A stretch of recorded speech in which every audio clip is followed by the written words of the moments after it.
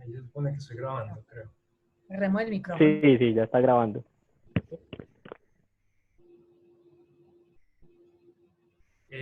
Listo. Entonces con esto podemos saber cuáles son los múltiplos del 6 desde el 0 hasta el 9, ¿cierto? Entonces, en este caso me devolvió el 0 y el número 6, ¿cierto? Entonces si le pregunto por el all de toda esta lista de booleanos, me va a dar un falso porque necesita que sean todos true para que pues, devolver un verdadero. En este caso el any, pues simplemente le importa con que solamente un elemento sea verdadero para el de devolver también un verdadero. Listo. En este caso también podemos hacer uno como para números positivos. Tenemos una lista, también contiene algunos números negativos y simplemente podemos también hacer como esa máscara como mostramos en la parte de arriba para mirar cuáles de estos elementos son elementos positivos. ¿Sí?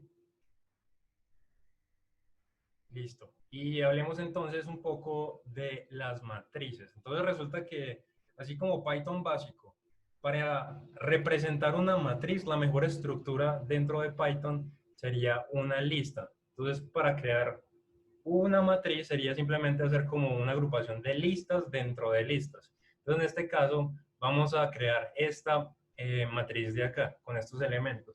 Entonces, aquí la tenemos de acá, simplemente vemos que la primera fila correspondería simplemente al primer como argumento y así sucesivamente. Y las columnas simplemente serían como cada uno de los elementos dentro de estas filas. Entonces podríamos de esta forma acceder a la primera fila o también acceder a los elementos que se encuentren dentro de ella. Entonces en este caso estaríamos accediendo al primer elemento de la tercera columna. En este caso este de acá. ¿Sí? Y también podríamos como utilizar los operadores slicing y también la indexación para quedarnos como con partes de la matriz. En este caso estamos mirando simplemente la primera columna de este elemento A. ¿Sí? Entonces, si quisiéramos como seguir con esto y crear como matrices con Python, hay unas formas que son correctas y otras incorrectas. Y esto se debe a lo que vimos la clase pasada de cómo Python almacena la información dentro de su memoria. Entonces, recordemos que hay unas formas que copian como simplemente las referencias en memoria a unos objetos. Y si lo hacemos así, podríamos tener problemas. Entonces, la primera forma de hacerlo correctamente es con esto de nested list. Entonces, simplemente vamos a crear una matriz y en este caso vamos a generar 4 filas y 4 columnas. Entonces esto lo vamos a hacer con el list comprehension, que vamos a hablar un poco de esto la próxima clase. Pero brevemente, lo que vamos a hacer es, inicialmente vamos a mirar esta parte de acá. Entonces va a crear en el rango de 0, o sea que va a crear 6 elementos correspondientes a las 6 columnas, va a colocar puro 0, ¿cierto?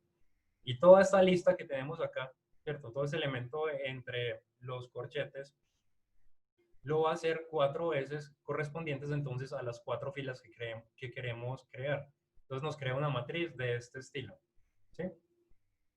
Y luego ya podríamos entonces alimentar como la matriz simplemente siguiendo como la misma notación de Python. Entonces nos iríamos primero por las filas y luego por las columnas y simplemente asignando los valores de las matrices. Otra forma de hacerlo también sería con un for y con el método append. Entonces, en este caso, creamos primero una matriz vacía y vamos entonces a iterar por las filas, ¿cierto? Y luego por las columnas, pues por cada una de estas filas creando las columnas. Entonces vamos a repetir el elemento 0 6 veces. Nos da este resultado. Luego tenemos algunas formas incorrectas también de crear lo mismo y luego incorrectas porque no van a hacer realmente lo que queremos. Entonces, miren, inicialmente definimos como el número de filas y luego el número de columnas, ¿sí? Y lo que hacemos es multiplicar el número de columnas, ¿cierto? En una variable f y luego el número de filas por esta variable de acá. Entonces, si imprimiéramos el resultado pues en pantalla veríamos que efectivamente tenemos lo que queremos. Pero sin embargo, cuando vayamos a hacer esto en Python, pues nos vamos a dar cuenta de que no estamos haciendo realmente lo que queremos. porque todos van a estar apuntando como a la misma dirección en memoria. Entonces miremos cómo pasa esto en Python. Entonces definimos los primeros dos argumentos, generamos el número pues, de columnas pues, para los elementos, y luego vemos que cada una de las filas van a estar apuntando al mismo elemento, ¿sí?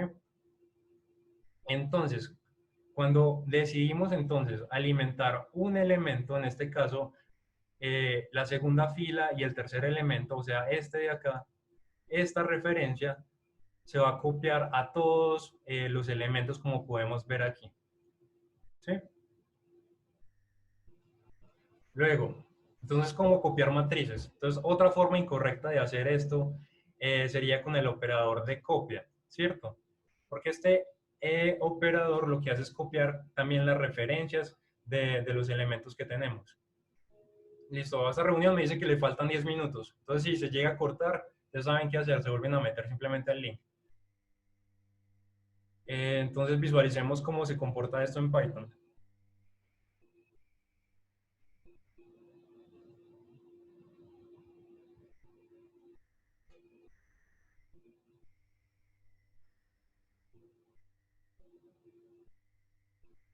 Entonces, fíjense, tenemos el elemento M, lo creamos, ¿cierto? Con sus diferentes filas y columnas. Cuando copiamos el elemento M, él sí crea como una nueva, un nuevo elemento, pero este elemento, ¿cierto? Dentro de él va a estar referido a las referencias anteriores. Entonces, lo que pasa dentro del elemento M también va a afectar el elemento M2. Entonces, esta forma tampoco nos sirve para copiar matrices. Una forma correcta de hacer esto es hacerlo fila por fila, ¿sí? Entonces, para esto podemos utilizar la misma notación del for implícito. Lo que vamos a hacer es copiar, copiar el elemento fila por fila dentro de esta matriz que tenemos, ¿sí?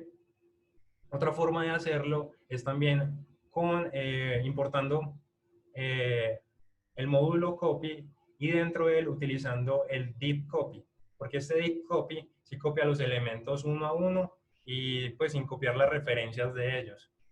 Entonces, brevemente lo que dice aquí, ¿cuál es la diferencia entre una copia superficial y una copia profunda? Entonces dice que la diferencia entre la copia superficial y profunda es solo relevante para elementos compuestos, como son en el caso las listas de listas.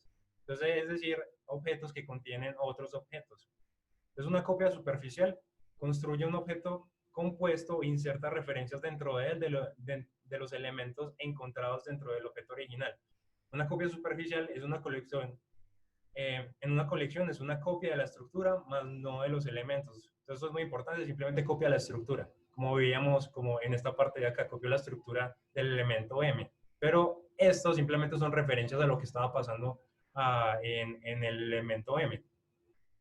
¿Sí? Para hacer esto se utilizan el método copy, el slicing y también el copy.copy. Si queremos hacer una copia profunda, entonces debemos hacer el deep copy. Porque ¿cierto? Dice que construye un elemento compuesto y luego recursivamente inserta copias dentro de él de los elementos encontrados en el original. ¿Sí? Entonces, ¿hasta aquí tienen alguna pregunta o podemos seguir?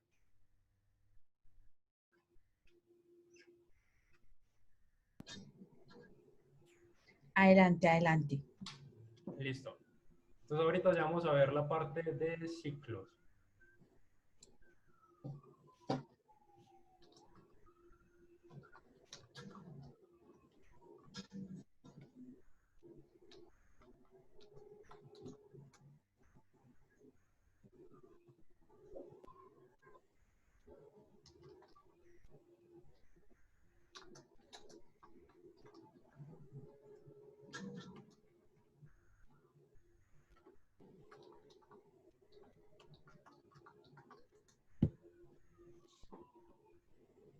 Se cayó. Ah, no. No, está cargando simplemente. Ah, es que el internet por estos días es muy malo. Hey, pero si quieren les adelanto. Para esta clase les voy a dejar tarea. Entonces la encuentran en esta parte de acá. Ah, vale. Listo. Y- Son simplemente, creo que son 7 ejercicios. Sí, ¡7! sí, 7. te Aquí excediste. tenemos un ejemplo. Entonces, por ejemplo, dice diseña un programa que lea una cadena y muestre el número de espacios en blanco que contiene. ¿Sí? Entonces, pues simplemente esto lo vamos a ver ahorita, que es pues uno de los ciclos, el while. Aquí estamos simplemente pidiendo información de teclado y dependiendo de esto, entonces nos va a dar el número de espacios que contiene la cadena, ¿cierto? Estoy utilizando simplemente el método count para mirar cuántos espacios hay y devolver esto en pantalla. Y vamos a ver si ya cargó.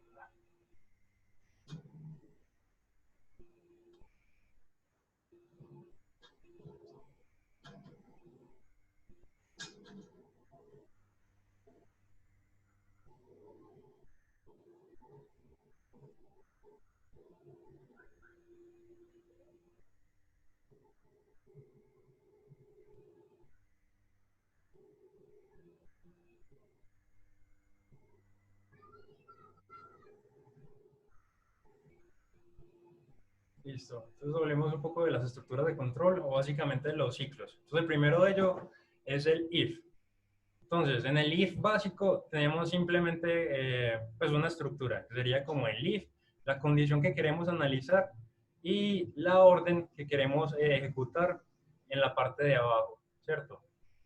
Luego, entonces, si esta condición no se cumple, podemos hacer como una segunda orden. Entonces es importante como que tengan en cuenta que Python, ¿cierto? Para determinar lo que está dentro de un ciclo, él utiliza la indentación o los 4 espacios. Entonces, todo lo que tenga 4 espacios a la derecha, ¿cierto? Python lo va a tomar como que hace parte de la primera parte del ciclo, ¿sí? Entonces, en este código queremos calcular el menor de 3 números. Entonces, un ejemplo. Entonces, tenemos el A, el B y el C. Y lo que va a hacer entonces es analizar inicialmente si A es menor que el B, ¿cierto?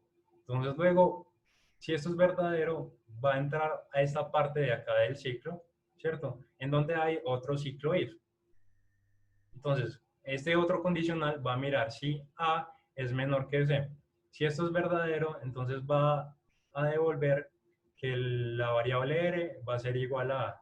Si es falso, entonces va a mirar que R va a ser igual a C, ¿cierto?